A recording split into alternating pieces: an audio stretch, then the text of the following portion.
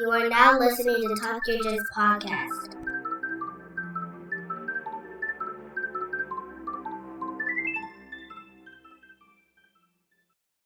Hello and welcome to Talk Your Jits podcast. This podcast is, as the name implies, all about Jiu Jitsu. I'm your host, Lamar Smith, and today's guest is a 3-stripe white belt who trains at Caribbean BJJ located in Tampa, Florida. Ladies and gentlemen, Ron Fithen. Thank you, Lamar. Happy to be your guest. I've enjoyed what you've put out so far. Oh man, I appreciate that feedback. How was your day going so far? Just got in a little workout, so I'm going to hit the mats again tomorrow morning. I took a couple of days off. Last 2 days, I'd really been hitting it hard, getting ready for the comp last week. And honestly, I went to class on Monday, and I did like 1 or 2 rolls, and I just told the coach, I said, "Hey, I got to take a little break. I gave it all I had to get ready for that competition, and I just wasn't fully recovered. So took a couple of days off this week, feeling great today. I'm starting to Jones for it. I can't wait to get back with my buddies on the mat tomorrow and get after it again and get ready for the next one. Awesome. Well, let's take a few steps back and go ahead and if you want to formally introduce yourself one more time, by all means, and let's hear about your jiu-jitsu history. Sure. It goes back a ways. I'm 48 years old. So my name is Ron Fithen. I currently live south side of Tampa, Florida. As you said, I train at Caribbean Brazilian Jiu Jitsu. My coach, Alan Ribeiro, he's a brown belt. We're still under Fabio Novaes. He's got 2 large schools in Brandon and 1 in Lakeland. He's a hardcore old school Brazilian jiu-jitsu guy. We're pass and smash. We stick pretty traditional to like Carlson Gracie style. We have a good vibe. That's my favorite thing about the Caribbean school is, when I was looking for a school, I made a list. I'd started this journey. The first time I'd really saw jiu-jitsu was like a lot of people was UFC 1. I wasn't even old enough to get in a bar at the time, but I knew a friend that told me there was a bar that was going to have it on closed circuit TV, and he thought he could probably just get me in. He knew the guy that owned it. Mm-hmm. And so he did, and we walked in, and at that time it was a strange thing because a lot of people were still saying that UFC 1 was going to be fake. It was going to be pro wrestling. It was a work and things like that. No one knew what was going to come on the TV that night. Right. And no one predicted the reaction. So we were watching this little small bar and the pictures going in and out and everything. And I saw it and it just looked like magic to me. So I kind of put it in the back of my mind. There was no one. I was born in Steubenville, Ohio, and there was no one around there doing anything like that. So I asked around and I looked and nothing. Fast forward, I ended up doing a little stint in the military, got out of the Army, did a little stint in college, ended up in the police department in Columbus, Ohio. And I had a training officer one time say, "Hey, we got a class coming up." I was in good shape and guys knew I worked out. And, throughout my life, I did the typical, taekwondo when I was a kid, the kickboxing, the wrestling, mm-hmm. boxing, all the typical path a lot of us have gone down. And he knew that. And he said, there's some guys coming into town. He said they're going to do a seminar. It's a family. It's the Gracie family. And I was like, I just couldn't believe. I said, "What? The Gracies are coming?" He said, "Yeah. Do you want to go?" And I said, "Yeah." So I signed up. So they came to our training academy, and we got to train with them for the day. And that kind of reignited me. But again, it was about 1998. There wasn't a lot going on. I was new in a department, moving around a lot of shifts.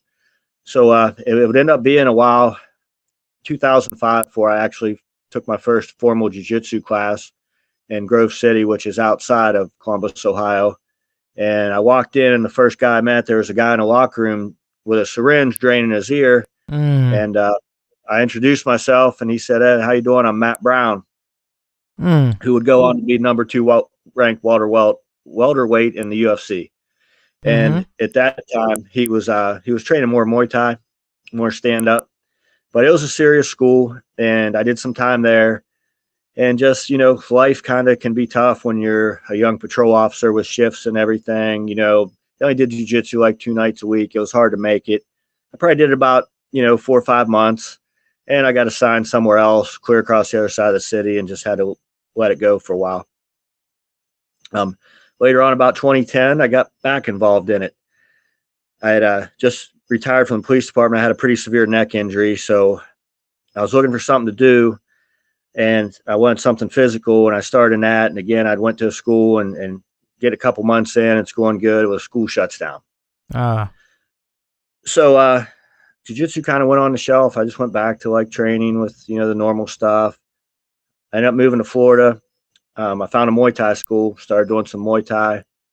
Realized, at that age, I'm in my mid 40s, getting banged around in Muay Thai. I thought I was probably realistically, maybe risking too much injury for what I was getting back out of it, And I happened to listen to a podcast, and there was a guy on there named Greg Anderson, and he has a podcast now called Endless Endeavor. And he started talking about that he was going to do a 3-day jiu-jitsu camp in New Orleans. And he said, for anybody that's ever considered jiu-jitsu, thought about jiu-jitsu, this would be the place to come. He said, we'll show you what jiu-jitsu is. We'll show you what it looks like. You'll know true jiu-jitsu, and then you can go seek out an academy and see if it's for you. I'd heard that, and I thought about it, but for some reason I didn't sign up right away. And at that time, the pandemic had hit. I was traveling for work a lot. I'd gained about 20 some pounds. I kind of was headed in a bad place, like a lot of people, I've kind of fought off a lot of depression over the years. Mm-hmm. And I can feel myself when it kind of starts getting to that, where I start not wanting to do things. I was staying in a hotel for months at a time for work, and nothing's open. No gyms are open. You could hardly get a cup of coffee. I was up in Savannah, Georgia, and everything was locked down. So I'd kind of gotten back home, and my weight had gone up. I usually try to stay at that time around like 200, 204. And I went to like 209, then I'm 218. Next thing I know, I'm on vacation with my wife. We're down in Cancun, and I'm 223. Oh. And to be honest with you, I was embarrassed, to be like, and just walk around my wife. My wife's always stayed in like really good shape. She's super fit. And I just thought about it. I was like, I have to do something. It's, I'm walking around like a kind of a towel around my stomach. I just didn't even want anybody to see me. And I thought about that jiu-jitsu camp, and I checked my email, and just coincidentally they had sent out an email saying they'd had a couple cancellations, and there was a couple openings right there in Cancun. I was checking on my phone. I ran back to my our room. I grabbed my laptop and I signed up right there. So that's what started. I went out to New Orleans, and I didn't know a ton about jiu-jitsu other than the typical like UFC fan type guy. Mm-hmm. And found out that I'd basically hit jiu-jitsu gold. The guy they brought in to teach the jiu-jitsu portion was ADCC champ Joe Alassise. Oh, wow. Yeah, he won the ADCC once. He'd made it in the finals once with Dean Lister and got his ankle broken. Mm-hmm. He went back the next one, beat Dean for the win. So I wouldn't have known Joe Alassise if he'd come up and slapped me in the face. I met him there, and just instantly there was like a connection. He's a prince of a human being. And I'd kind of told him a little bit about my story, and we just really connected. And we did the 3-day camp. I realized that this was something I was going to do. And Joe Al kind of looked at me at the end, and he said, hey, man, I'm going to check on you. I'm going to follow up and make sure you did this. I think you really need it, and I think it's going to be good for you.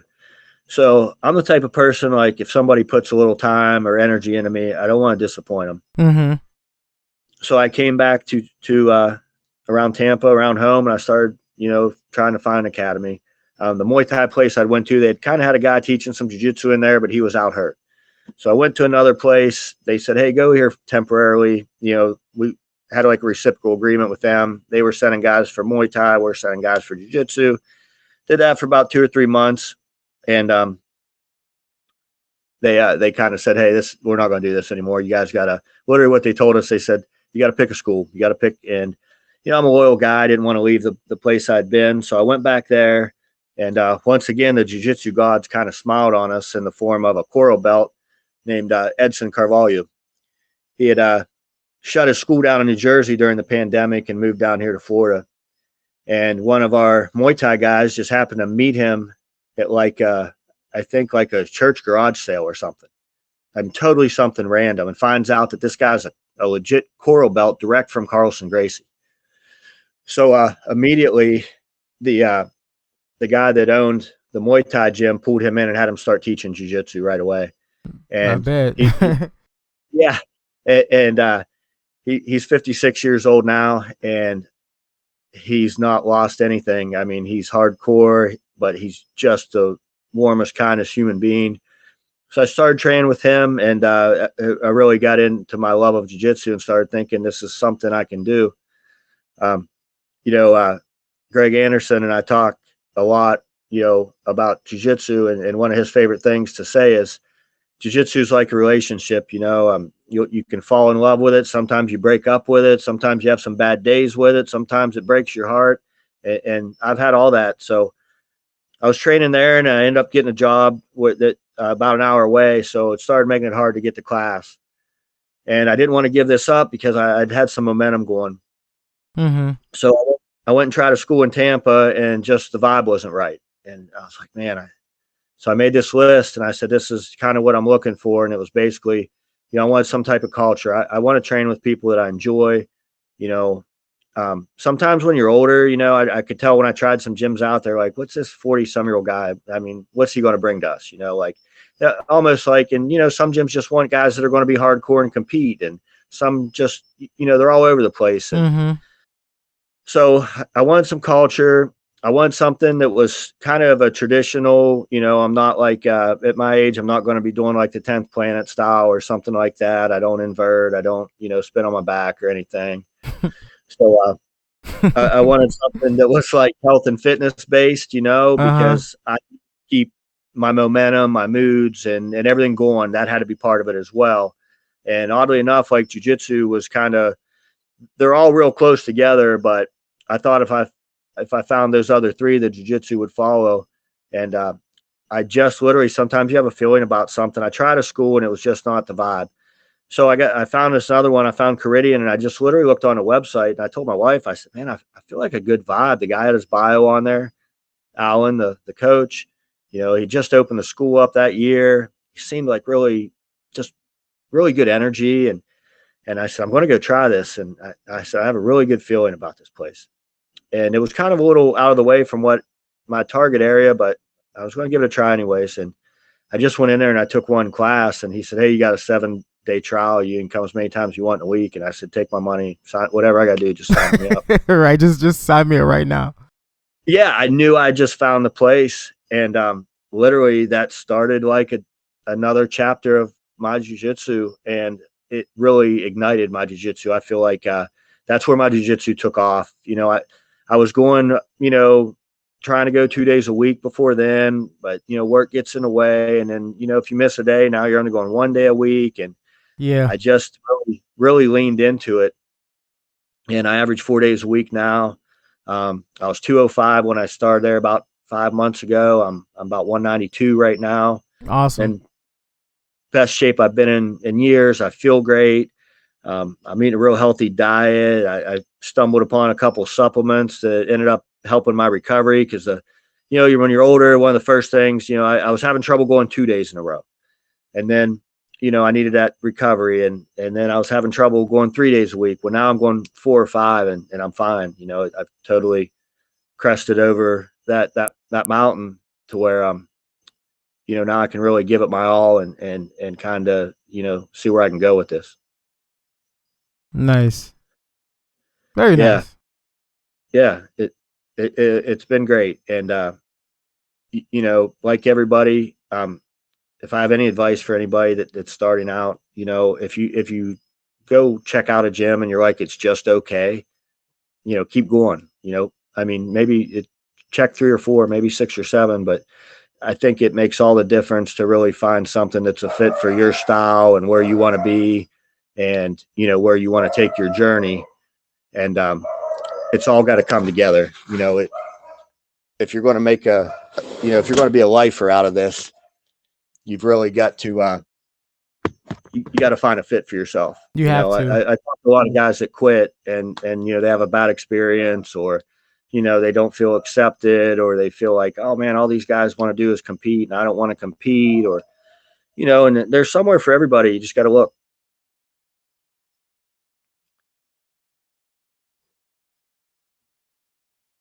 And that's what it took for me, just to look. Yeah, you cut out real bad. Oh, I did? Yeah. Okay. Geez, I'm sorry. I was saying there's something for everybody out there. You just got to look. It's out there somewhere. There's a school that's a fit for you if you just look. It might not be the first, second, or third, but it's out there. Yeah. They definitely are. And I've been at my school for the whole 5 years. Like the whole time I've been training jiu-jitsu.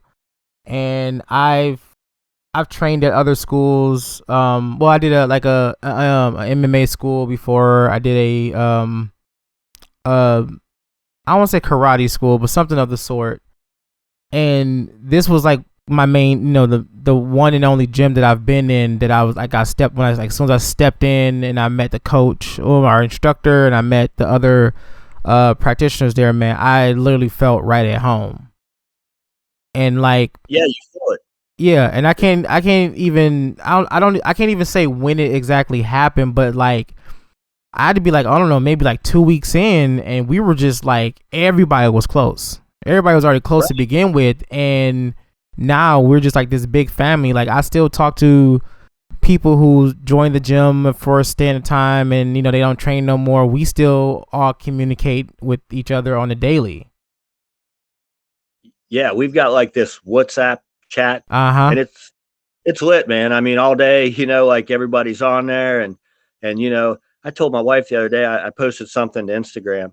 The first 12 people to like and comment, all jiu-jitsu people, like you just so close, and just it really does, and I make a joke every time a new student come in. I'm like, hey, this is a cult, that, right? Like this is a cult, and everybody laughs, it's funny, but it you really just become immersed in the culture of jiu-jitsu.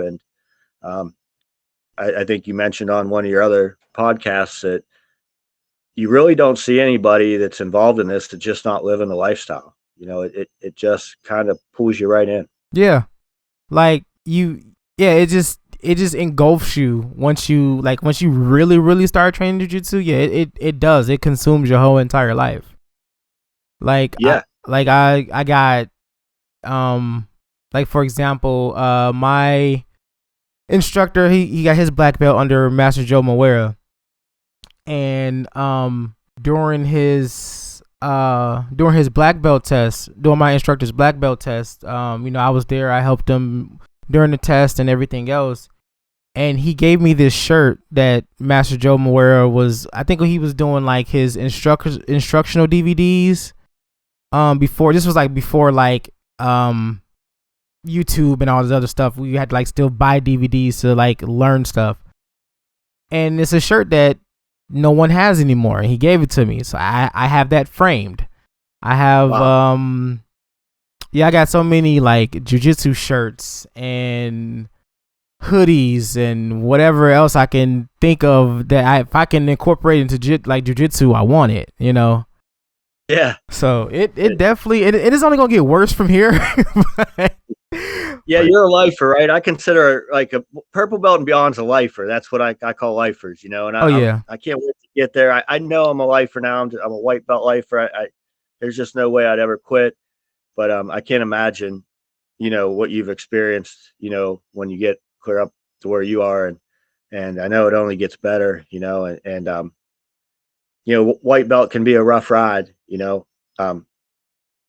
I just feel like I said, in the last maybe 5 months, I've kind of come into, having some kind of understanding of what this is and how it works, and I know that, so far to go, but it just gets better. The more you understand it, the more you accept it, the more you immerse into it. It really is one of those things, I'm kind of a guy, I'm impatient. Like you said, I have like ADHD issues. I want to hack everything. I want to do it right now. I have no patience whatsoever for anything. And you can't hack this. I tried. It didn't work. He said, I tried. There's just no hacks for this. There's no fast track. There's nothing you can do other than put in work and mat time. And, I noticed another thing, like I have guys ask me like, what'd you think you did to get better? Or, what? And I said, well, one thing, your fitness, you got to bring your fitness along too. Like your jiu-jitsu will get so much better if you can drag your fitness with it. Mm-hmm. When I was 220 pounds and trying to, go from side control to mount, or, it wasn't like the prettiest movement you probably would ever see, but now that I'm down like 30 pounds, now I feel like I'm moving, now I feel like I can do the things I want to do with my body that I couldn't do before. And I've got my cardio up. I worked really hard on my cardio this year. Yes. And I set a goal for myself at the beginning of the year. I had done Greg Anderson's Endless Endeavor podcast in January, and he kind of was encouraging everybody to do a goal sheet and put it on Facebook. That way, if you put anything you put on Facebook, it comes back to haunt you one way or the other, either good or bad. Yeah. So he said, I think everybody should put their list for the year on Facebook. So I put mine on there that I wanted to take my fitness to another level, and I also put on there that I wanted to get a blue belt by the end of the year, so I put it out there. So I've really worked hard to achieve those goals for this year, and kind of gave it all I had. So, I'm really happy with where I'm at. We'll see where it goes, but I'm at peace. I've done all I can. I trained my ass off for this tournament, and I went out and did well, and I got my first gold medal, and I was really happy for my coach. It was it was his first tournament under the new, under his new gym, new academy. And the first one he had fully coached, and he did a wonderful job coaching me. I was never in trouble. He's got a laid back style. He's not going to like a scream in your face guy. He would just tell me when I was getting a little out of position, if I got a little high, if I got a little this, he'd tell me, hey, the mounts, go to mount, side control, mount. We were just, and the other guy had like 20 some people watching him and cheering for him. His wife had brought like everybody from her work and stuff. And he said, could you hear me? Because they were so loud. He said, it was like a UFC fight with them there. And I said, I could only hear you. Yeah. Yeah. And he's like, really? And we were like that connected. And that's what you get from training with somebody. He's a guy at his academy. When we're rolling, he's not over there on his phone, or he's not looking out the window. He's watching his students. He knows your game. You get really personally connect with him. He's become a great friend. Mm-hmm. And that made all the difference, in the competition, I think. Oh yeah.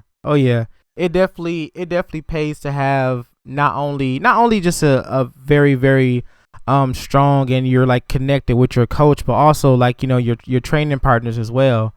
Cause I got my instructor who I love dearly, love him like a brother, and it's like even to this day there's still so much that he has to teach me, and I'm like, really realizing that now.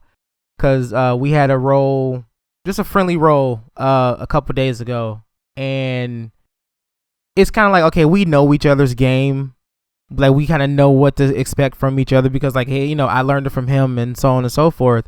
But it was just like his ability to like still be able to shut it down, and it just like, and it just amazes me, like, man, like why am I still like, I still have these like this same little small issues or whatever, but it was like, okay, this is what you're doing wrong. Let's fix it. So we rolled. I think we did maybe like a 3-4 minute roll, or give or take a couple times, and then like the rest of like the hour, we were just breaking down every single mistake that I was making.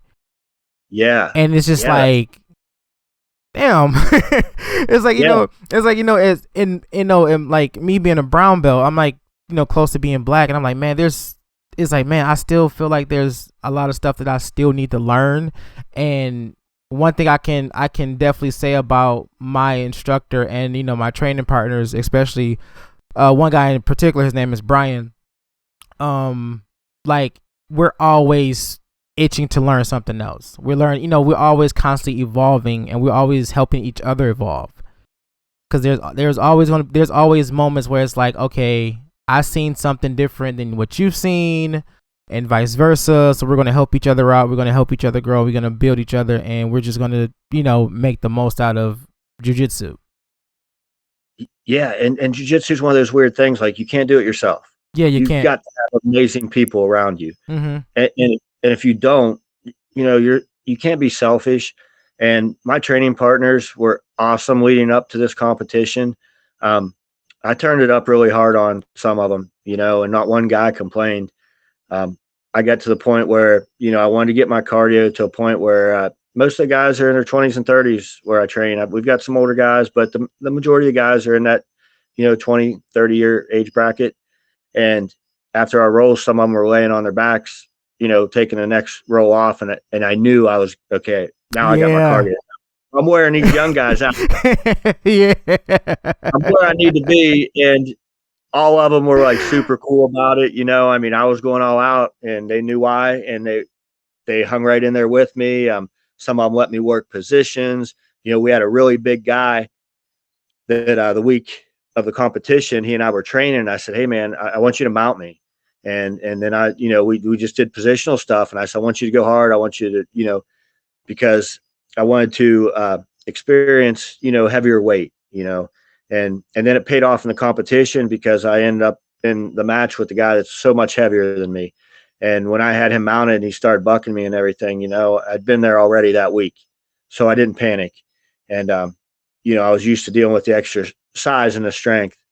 And my jiu-jitsu game, I'd felt really good about it going into that match.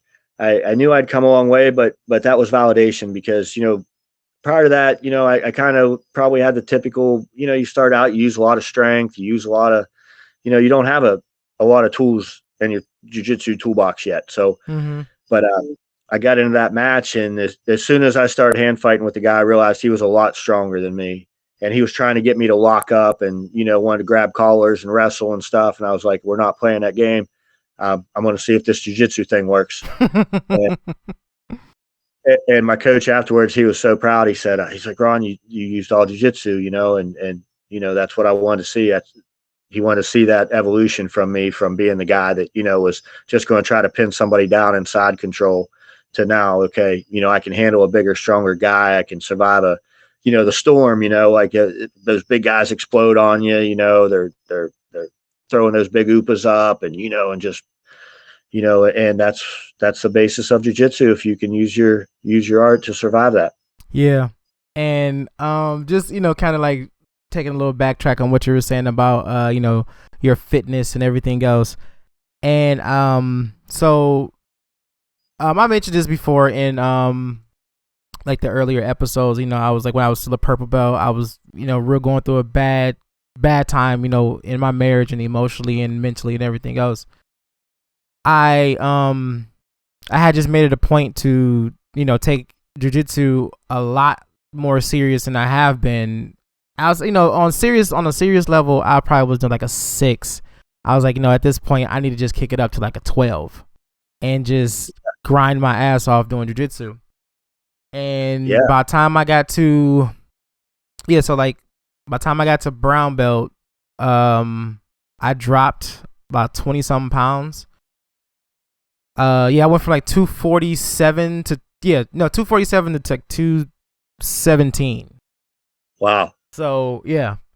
And you can feel it, right? You can feel it. Oh man. So like one of the, like by the time I got closer to my brown belt test, I was kicking it up even more. So I was rolling a lot more. And so I just started to notice like, okay, I'm outlasting the younger guys. I'm like, it's not, because obviously I'm not struggling, because I know what I'm doing. I can keep myself calm and everything else. But even back then, even as purple, I was still having those moments where it's like I was still gassed, I was still winded and everything else. But like now, man, my goodness, I can do a good 2 5-minute rounds and be ready to do another one. Yeah. Like, yeah, man. Like, yeah. Once I dropped that weight and I dropped it the right way this time, because the last time when I got down to this size, I felt like I felt smaller and I didn't feel as healthy. But when I gained the weight but I lost it the way that I did this time, I feel a whole lot better.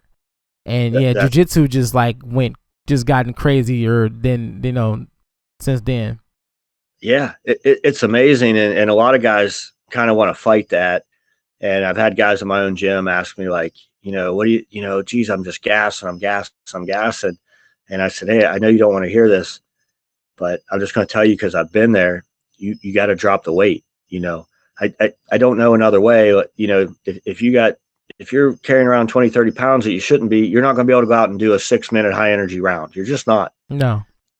And you're never going to see, your jiu-jitsu potential, because 2.5 minutes into it, you're sucking air, and now you got a guy, spinning around on you, doing whatever he wants, and you think you got a jiu-jitsu problem. You really got a cardio problem. Mm-hmm. I mean, cardio turns us all into cowards. Yeah. We've got a, we've got a Carlos. We got a black belt that comes in on Saturday mornings, and he got his black belt under Half Gracie, but he got his he got his third degree under Carlos Machado. He's trained a lot with both, and he's a stud. Just diesel, in great shape. And he told guys the same thing last week. He said, "Guys, I'm not as good when I'm tired either. None of us are." He said, "I got certain things. If you see me doing A, B, or C, that's because I'm exhausted. If I'm not moving or holding on, if I'm holding on to somebody or I'm doing this, we all get tired, and when we get tired, or our jiu-jitsu diminishes. It just does." Mm-hmm. And I encourage everybody that, I know it's all hard work, but if you really want to see how far you can take this, you got to bring that cardio in line. You got to bring your fitness in line. And once you do, I think that's where the magic starts, Yeah, I totally agree. And one key thing I always tell people, all underbelts that train at our school, because they'll watch like me and my instructor, or me or Brian will roll, and we'll do our 3-4 minute roll, but we're still like, we may be like, like panting a little bit, but we're not like sucking air. And then they're like, "Dude, like how are y'all guys doing this? Like, y'all not even tired." I'm like, "Cause we slow down."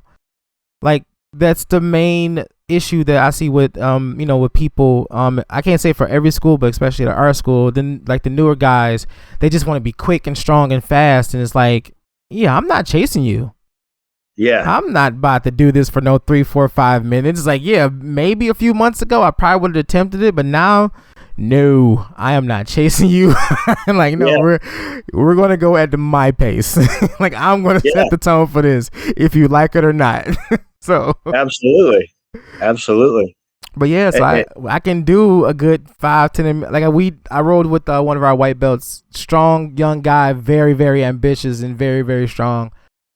And we did maybe a 4 or 5 minute roll, and I just held on for the ride. Like every move he made, I made. I was just like a little bit ahead of him, but I was making him work. And by the time he got done, I was sitting there like, "All right, you done?" He's like, "Man, I'm like, "You gotta slow down, bro." And I was ready to roll again, but yeah. Yeah, and when I was training for this competition, I just kept kind of focusing in on the cardio, and thinking that I told myself two things. One, there'd be some adversity that was going to come in this competition that it would be impossible for me to see coming. You can't forecast who your opponent is, what their style is. So there's going to be a surprise, Mm-hmm. you don't. So that surprise come in the form of a guy that was, there was another guy that dropped out that week. I guess, the competition was originally scheduled, and the hurricane delayed it a month. So some guy got his blue belt that I was going to be paired up against, and, he's not going to be in a white belt comp anymore. So he drops out. Well, then I have to go up to heavyweight. So here comes the adversity I didn't see coming. Now I'm giving up 20 some pounds. And I thought in my bracket and size range that I would carry the strength advantage. Well, guess what? That's gone now. That's out the window. Mm-hmm. And then the second thing I told myself was that I wasn't going to give up one single position. I was going to fight for every position like that was the match. And in the first fight, twice, I kind of got bucked off a little bit, and I countered and swept a guy and actually scored points. I didn't get scored on in either match. And that was because I just refused to give up that position, because I'd already been telling myself that for like 3 months, that scenario would play out. There would be a scramble. There would be, a huge UPA. There'd be something like that it would take everything I had, and it would just be, I just wanted it more. When I go back and look at the video, I can see there were just times I just wanted it more. I was just more ready, and I trained for it. And when it happened, I saw it in my mind so many times. It was easy to handle, and I trained so hard that you know you're training right when you get in the match. And the next day I got out of bed at like 20 to 6 in the morning. I felt great. Nice. You know, I'd put in the work. So I guess what got you wanting to compete? You know, I've never been an ultra competitive guy, to be honest with you. Mm-hmm. And I've never thought I'd be a guy that was really interested in competing. But I really look at it now.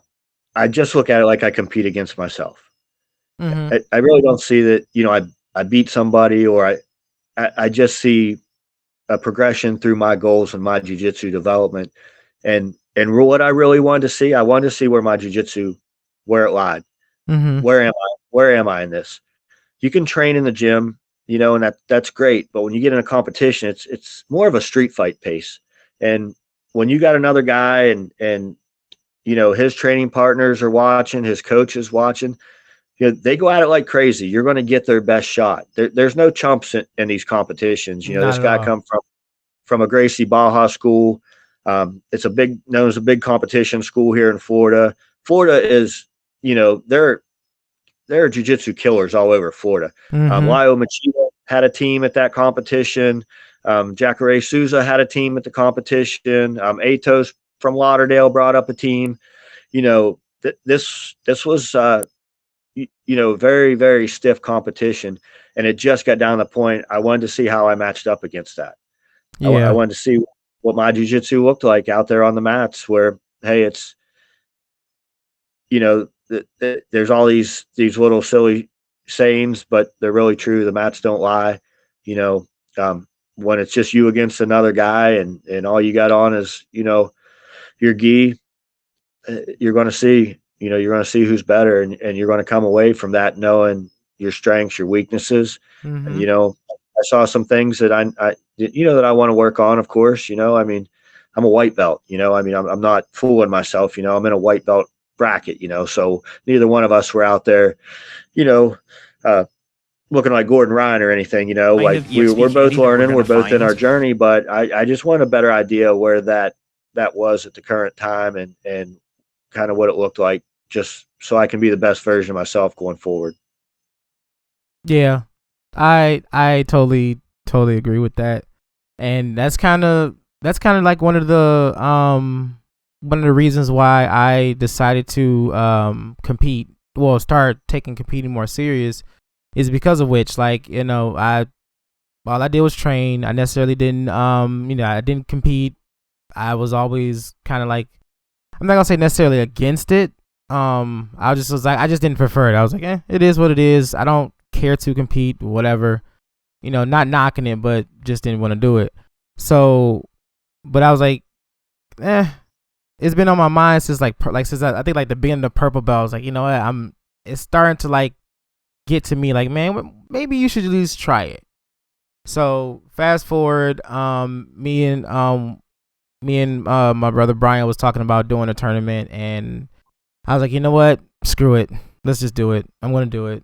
Signed up for that when I competed, it was ultra heavy, so I was like, yeah, so masters ultra heavy, and yeah, not doing that again.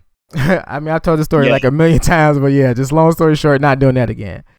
So, but yeah, after that first competition, I was kind of like, dang, I didn't do that good. I got submitted to both matches, but it just made me like think like, okay, we got to do this again.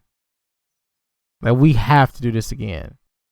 Yeah. So I don't know if it's like just me trying to prove something, or this is that I just got bit by that competitive side. But like, I want to do this again, and I've been looking at a lot of tournaments that's coming in my area next year. So it's gonna be very interesting to see how this works out. I highly recommend that Jiu-Jitsu World League. Mm-hmm. It was so professionally well run. You know, they treated us so you know, much with respect, and you know, and like they really appreciated us being there. And you know, I mean, you talk about not sure you want to do it. I wasn't sure I want to do it when I was walking to the mat for my match. You know, like it, you know, all kind of feelings that go through, I mean, you get nervous and that's part of it. I think there's a lot of growth there, Uh-huh. um, I'm not like one of these guys that I'm like some competition beast that I'm like telling you like, man, I wish there was a comp tomorrow. I don't. I'm glad there's not. Um, I'm going to do another one in February and I'll be ready for it and I'll be there, but I'll still be a little apprehensive and hope and I'll do everything I can.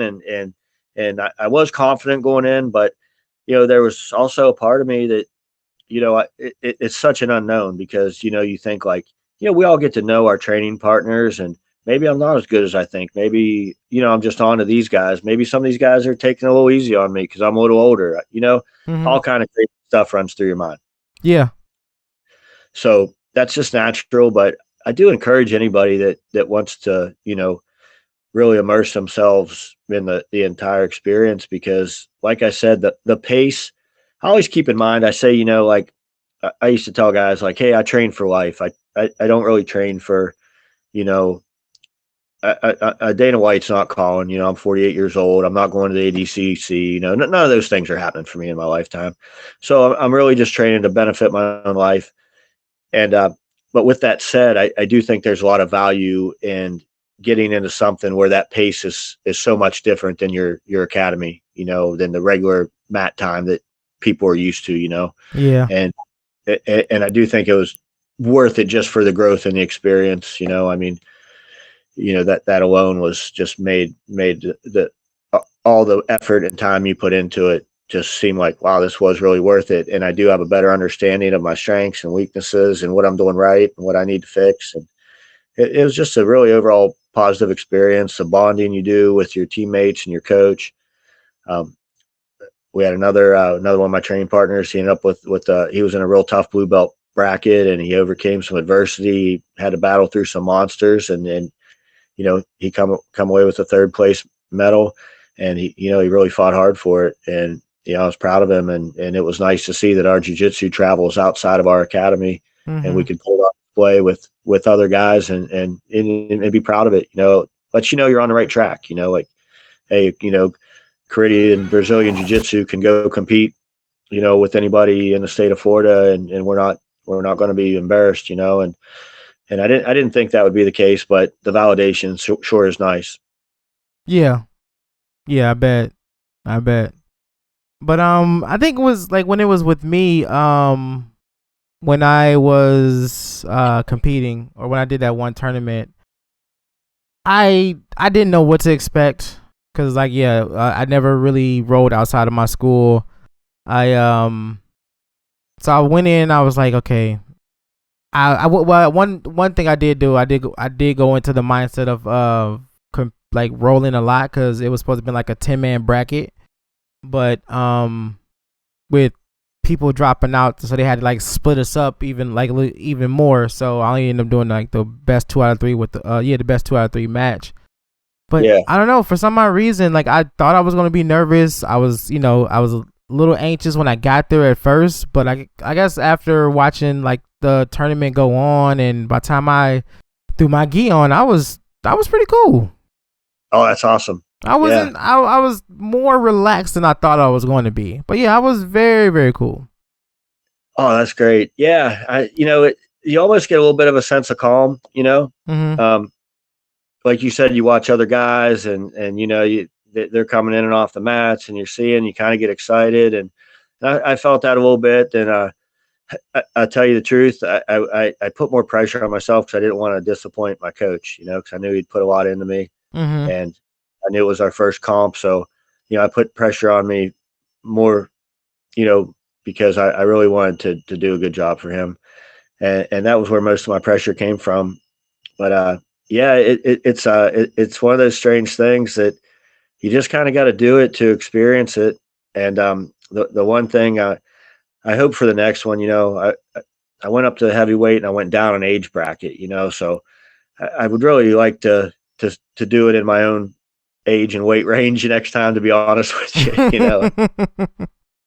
I'm going to watch the signups. I'm really hoping to not have to go do that again. I mean, it's it's stressful enough, but when you're giving up 20 some pounds, the margin for error is so small, like you make a Yeah. mistake that much bigger, and it's kind of like, wow.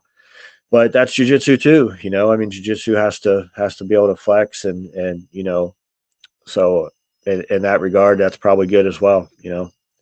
Um, I, I was never like a guy that thought that it would only work against guys my size or smaller. I know that's not, the intent, but I guess it was more validation. But with that said, I would really like to compete against some guys my own age and weight range next time. Yeah, I know, right? But yeah, so I've been training like crazy for this one, and yeah, I think it's January 7th is Grappling Industries in here, and it's in Wayne, Michigan. So I've been really trying to get my mind wrapped around that. I don't know how they're doing the weight brackets as of right now, but I'm trying to get comfortably down to like, I'm down to 217. No, I'm back up to like 220 now. I was thinking about 207, 208. Oh, wow. Maybe. But because it'd be the smallest I've been in a long time. I can't even remember the last time I've been that low, in the low 200s. But yeah, I definitely want to get in more of a competitive shape. And just, I don't know, man, just try to, I guess, squeeze as much jiu-jitsu out as I possibly can on the competing, like the competing side, the teaching side, and the learning side.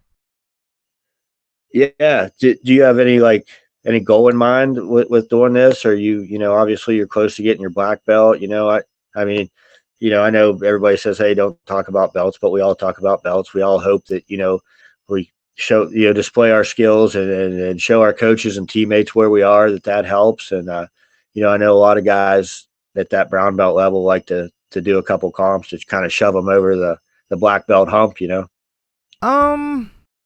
Honestly, one of the main reasons why I wanted to start competing is because with me being a so close to black belt, and I'm thinking to myself like, okay, what would be next in this journey, not just with learning, because obviously you can always still learn, but I've gotten to the mindset of wanting to open my own school. Oh, wow. And yeah, so I've been talking to my instructor about that a lot. He's been helping me be a lot more observant of a lot of things going on in like the jiu-jitsu community. And I just want something to show that I know what I'm doing, because you just can't just walk up to someone and be like, yeah, I do jiu-jitsu, and they're gonna know what you're talking about. Yeah. So, and it's like it's not like I can just demonstrate in the streets either. So I figured if I can get competitions or video of me and prove my merit and stuff like that, it just be a little bit more easier on me to when I decide to like finally open up a school. Yeah, that's you're 100% on point. I've thought the same thing. My biggest hope in jiu-jitsu is I hope someday I have the opportunity to give something back to jiu-jitsu. My coach just asked me to start in January to come in and help with the kids class a little bit. I'm start out on a low level, kind of being, the uke for him and so he can demonstrate the techniques. But I'm really happy to do that and excited to do it. Jiu-jitsu has brought so much to my life. I'm thankful all the time for those that have shared this with me. It's probably the most wonderful gift anyone's ever given me. And I tell Greg Anderson every chance I get that, for the rest of my life, I'll want to repay him in some way. And I know what he always says, just pay it forward. That's what we do. That's how we just pass the art on. And that's how it keeps going. If I was telling my wife the other day, I said, yeah, I want to start helping these kids, and I'll be gone. Well, she's really, I mean, you need support in this. I hit the wife lottery. She's never once said a word about me being gone or doing this. She knows it's good for me. She's supportive. But I told her I'm going to go in a little earlier to help out with the kids, and I said, it means a lot to me to try to pay back the community a little bit. And I said, if we all just didn't pay back the community, the art would die.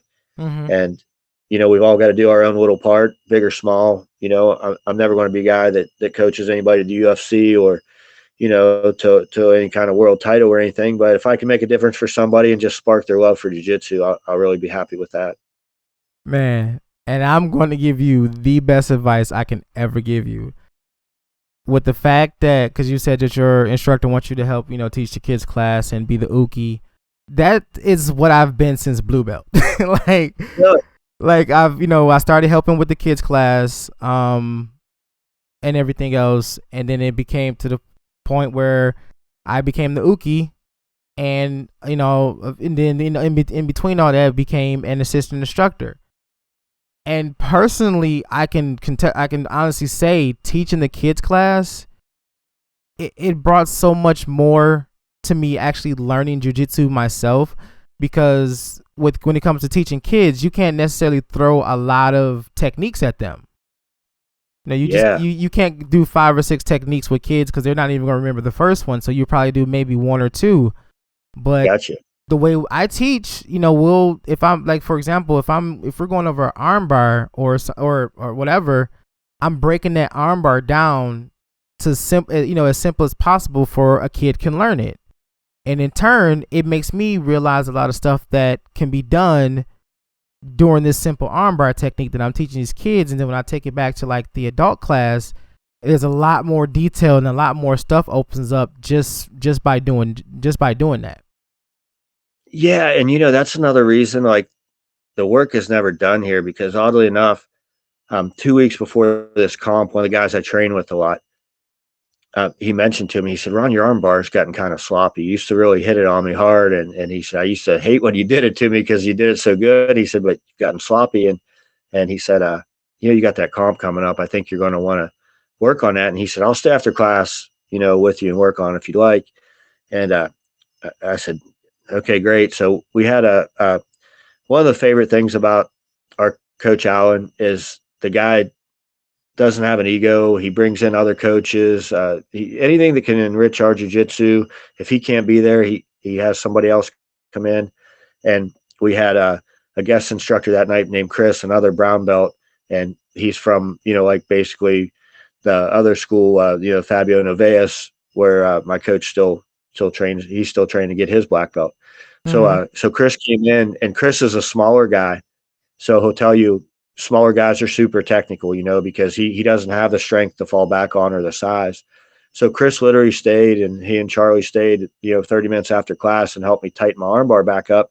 And I can see the benefit of what you're saying, that, I just kind of forgot a couple little details because, that's jiu-jitsu. There's so many steps to things, and people look at an armbar, but they don't really think all that goes into that to make it really solid, Yeah. And I can see the value in that. And we tuned mine up, and I won my first match with an armbar that day. So it was definitely worth the instruction. It wasn't for those guys sharing that with me and their extra time. And that's just another part of jiu-jitsu I really love, that people will do that. They'll say, "Hey, it's a Friday night, and I could be at the bar, I could be home with my wife, but I'm going to stay here and work arm bars with you for 30 minutes. I mean, Charlie, who wants to be armbarred for this guy? Laid there and let me armbar him for like 25 minutes straight. Like, that's not fun for anyone, Yeah, but hey, that's the best way to learn to me, because with me being the uki, every class, or a good 90% of not 90% of the class time. But yeah, it definitely taught me a lot about myself when it comes to, I'm not gonna say like necessarily pain tolerance, but that threshold that I can take. Okay, like I have X amount of time to work before this someone, they say cinch in this Americana, or they cinch in this choke, or whatever the submission is, I can counter it. Or it gives me it helped me slow down, and it also helped me be able to figure out my timing and everything when it comes to rolling and surviving techniques. Yeah, that's one of the things I'm still learning as a white belt. Like, what level of trouble am I in? Mm-hmm. Like, can I change a little position? Can I adjust? And can I get out of this? Or, and there's a lot to learn as far as that goes. Sometimes, you see guys that are in a choke, you think there's no way they're getting out of this, and they just make a small adjustment, create a little space, and next thing you know, they pop out. It's amazing. Mm-hmm. And my game certainly isn't on that level yet, but I'm at least getting to the point where I understand that that's out there. Like those little adjustments are so huge, Yeah. and they just come with time and mat time, and that's why I said this just seems to get better and better. You know, I kind of thought when I started, I was like, man, I hope I can. Maybe I'll do 2 years of this or something and see what and kind of like I did with other martial arts. I do it for a few years and just move on to something else. But this has just gotten better and better. There's no way I'd ever willingly leave. I mean, Father Time's undefeated, but that's going to be the only opponent I lose to as far as jiu-jitsu goes. I'm going to stick in till as long as I can. Yeah, definitely. And yeah, that's definitely the talks of a lifer, man. I'm that same way. I'm going to do this into the, to the bitter end, and I'm still going to fight after. So yeah, as long absolutely. as there's breath in my body, man, I'm going to be doing jiu-jitsu. They say Master Elio was 95 years old and on the mats the week he died. So one can only hope to be that lucky. Yes, definitely. But man, if you got any questions for me, if you got any tournaments or anything coming up, if you want to shout out your school, by all means, the floor is still yours. I would just really like to thank everybody that's got me on this journey, and I'd like to tell anybody that if you're thinking about trying jiu-jitsu, stop thinking about it. Go tomorrow. Go to an academy. There's something for you out there. There's different paths. The Guns and Geese program, they're doing that like 5 or 6 years or 5 or 6 times a year now. They do it in Louisiana and they do it in the Pacific Northwest and Washington. It's a great introductory to jiu-jitsu. Greg Anderson is very honest about jiu-jitsu, which I think helps. Like a lot of people, they're excited about jiu-jitsu and they make it kind of sound like it's just this, it's really perfect and it's wonderful and it's all those things, but it's hard too, and it's hard for everyone. And I actually talked to a friend in the starting last week, and I told him, I said, hey, I don't know that you're going to love it the first night, but I know if you keep going back, and if we always say give it 90 days. If you give it some time, the love just develops, and you'll see the value in it. Oh, yeah. Sometimes you got to be patient with it, and I encourage everybody to find a good school and a good coach like I did. If anybody's around the Tampa area, we're over by, on the Brandon side of Tampa. We're easy to find. We're 7 days a week. We're in there on weekends. We're in there on nights. We're in there on mornings. And I think that helps people too. Everybody needs some flexibility to get their mat time in. If you're a guy that's doing 2 days a week, try to bump it up to 3, then go to 4. I mean, that really helped me. And I just appreciate hearing from the higher belts like you, the encouragement. And that's so crucial, I think, to guys like me, to say, hey, this was my journey. And that's why I love what you're doing here. And everybody telling their story. And, we're just all normal guys that just discovered this magic and fell in love with it, and there's nothing special about me. I wasn't some superstar stud athlete or anything. I was an average guy. And I just decided to give this my all. And it's paid back much more than I've put into it. It's just been a wonderful experience, and I'm grateful for it and grateful for the friendships I've made and all the various, I mean, there's probably not a state in a nation where I'm only a white belt, it'll be 2 years in March. And I've just made so many friends. I couldn't imagine the stories you've got and the relationships and friendships you've made, Mm-hmm. I don't know anything. And I told my friend, I don't know any time commitment you could make that would pay back the dividends this does. And just emotionally, spiritually, philosophically, every possible way, it just returns benefits. Definitely. And I'm just very fortunate to have found it. Yeah.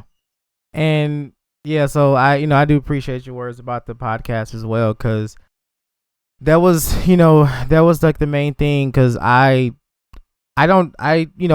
the people that I train with, I don't usually talk to no one about jiu-jitsu because no one understands it but me. Yeah. So just it's been rattling in my brain on how to figure out ways to talk about jiu-jitsu more often. So when I started, when I got the idea to do the podcast, and just the reception alone of like everyone that I've interviewed and met just by doing this has been nothing but short of amazing.